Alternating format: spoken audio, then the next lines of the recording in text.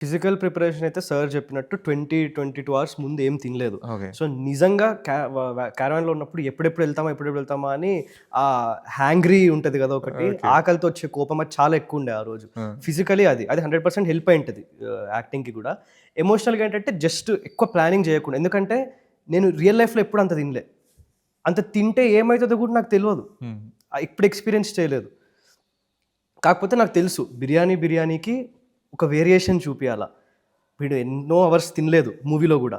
First biryani తృప్తిగా తింటాడు. Second biryani తృప్తిగా తింటాడు. అక్కడ నుంచి కొంచెం కొంచెం పెయిన్ స్టార్ట్ అయితది. మెంటల్‌గా ఒక క్యాలిక్యులేషన్ ఉండే. ఫోర్త్ బిర్యానీ కల్లా అది ఇంకా పట్టట్లేదు లోపల. హ్మ్. అప్పటి నుంచి ఒక్కొక్క ముద్ద గూడా ఇంకా ఇక్కడి వరకు వస్తున్నది ఇంకా కుక్కున్నట్టు ఆ ఫీలింగ్ అది. ప్లానింగ్ పరంగా దానికి మించి నిజంగా ఏం జరగలేదు. వాట్ యాక్చువల్లీ హెల్ప్డ్ ఆ రోజంటే ఇక్కడ ఒక క్లోజ్ ఉంది. నేను బిర్యానీ హ్మ్. తింటుంటే హ్మ్. అక్కడ సార్ ఉన్నారు మానిటర్ వెనకాల. మైక్‌లో క్రేజీ ఇన్‌స్ట్రక్షన్స్ ఇస్తుండే ఆ రోజు సార్.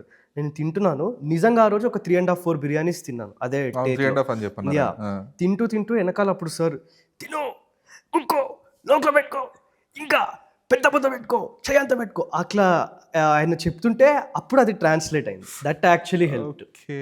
యాహ్!